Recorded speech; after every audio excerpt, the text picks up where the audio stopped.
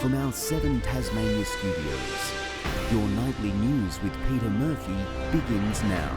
Lindisfarne's Bayside clubs have set sail on a campaign hoping to persuade council not to transform their waterway into a ferry terminal. There are 2 sites proposed for the future dock, with the community divided on the right choice. The Derwent Storms Dragon Boat Club use this waterway 5 times a week.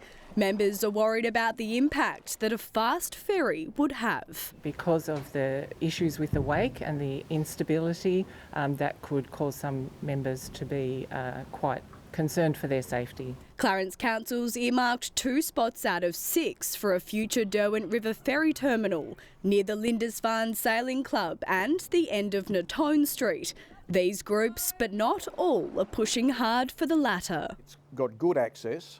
It's safer, it's faster, it's simply a better location. There are concerns about collisions and capsizing if a ferry was to be coming back and forth, with 140 vessels calling the Lindisfarne Bay home.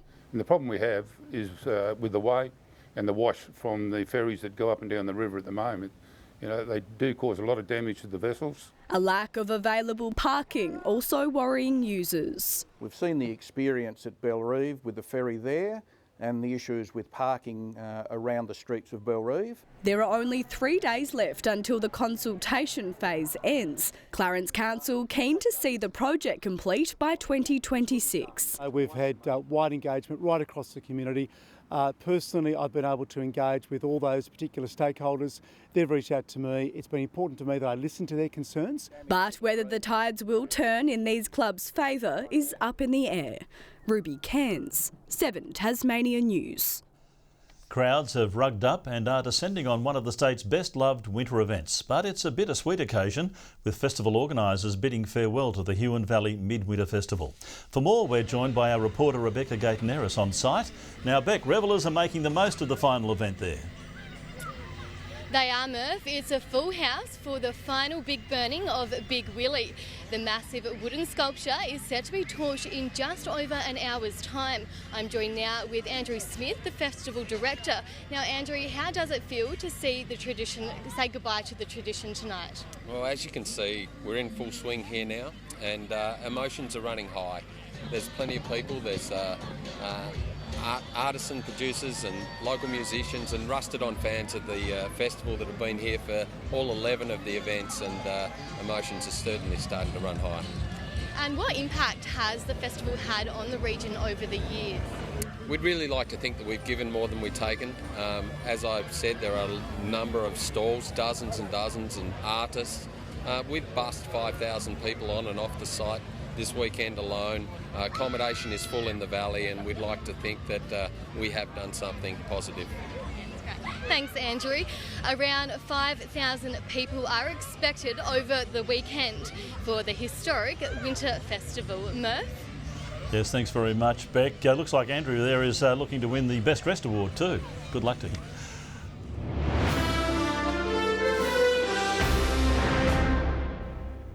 RSPCA Tasmania is partially shutting up shop.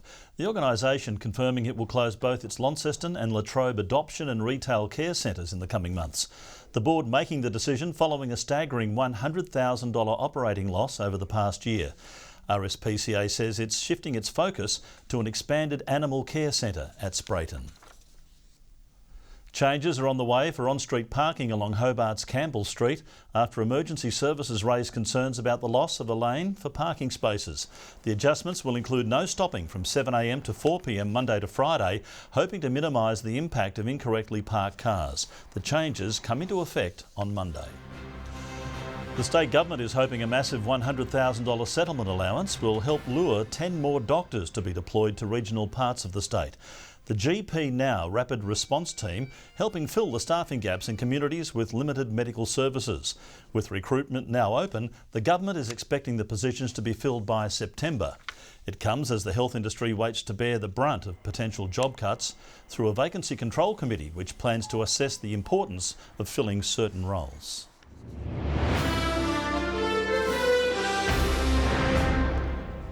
North Launceston has capped off a fairy tale ending to the 50th and final Northern Derby, comfortably downing Launceston.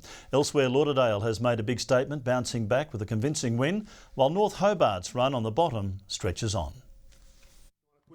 After 16 seasons of TSL rivalry, Launceston and North Launceston battle it out for one final Northern Derby.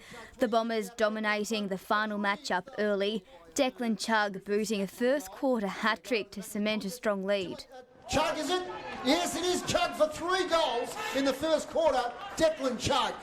Injury woes putting a dampener on the Blues' hopes of a finale comeback, despite Liam Franklin's first TSL goal. Liam Franklin gets a goal for Launceston. The Bombers flying through, kicking 5 majors in the fourth, marking the end of an era with a 76-point thumping.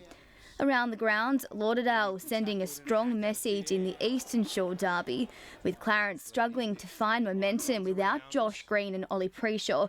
The Bombers took control, sealed with a Liam Hooker finisher. So Hooker strolls in, makes no mistake, and that is the ninth of the day. 71-18 the final score. Across town, the Tigers suffering an early blow. Ambrose Berriton going down with a nasty arm injury, but led by Riley Ashland, Kingborough powered through, beating North Hobart by 67 points. It's poetic that man finishes with the footy on a day where he was best on ground. So the Tigers walk away pretty comfortable winners today. Victoria Risto, 7 Tasmania News. The Cavaliers have booked a ticket to the Tasmanian Netball League Grand Final. Setting up a strong first quarter, the Cavs able to outlast a second-term pushback from the Kingborough Blues. Running away with the match after half-time, ending with a 60-point to 41-point victory. The Cavaliers will meet Launceston rivals and reigning premiers, the Northern Hawks, in the Big Dance next Saturday night. It's been a less than ideal start to the Hobart Chargers weekend doubleheader on the road. The women's winning run coming to an end with a 16-point loss at the hands of the Frankston Blues. The men coming out strong, fighting to crack the top 4, but not even a 17-point effort from Jacob Richards was enough to tame the Blues. Richards, he's feeling good. The Chargers going down 94-75. Both sides will be looking to turn their luck around, back on court against the Sandringham Sabres tonight. Good evening. Temperatures reached 13 about Launceston, Devonport and Burnie today, Hobart 12. 14 was the state's top in Eddystone, Lowhead and Smithton 12 and a high of just 4 in Lyowini. A cold front crossed the state early this morning with low cloud about the north and west. Further out, high cloud associated with a trough lies over WA and extends over parts of South Australia.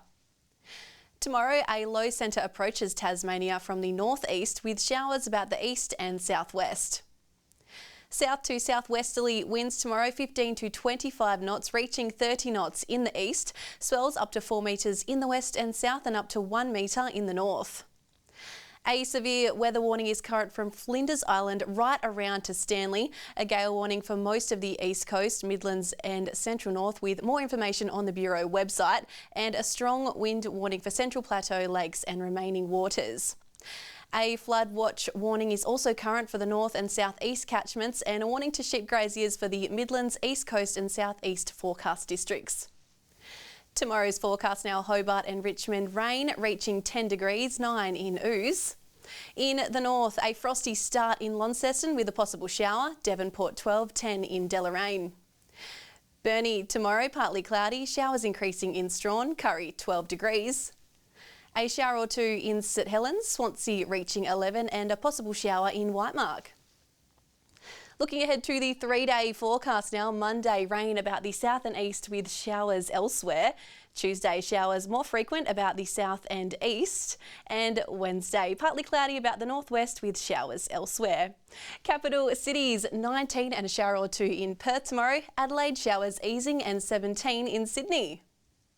Currently Hobart cloudy and 7, Launceston partly cloudy and Devonport clear and 6. That's all in weather, Murph.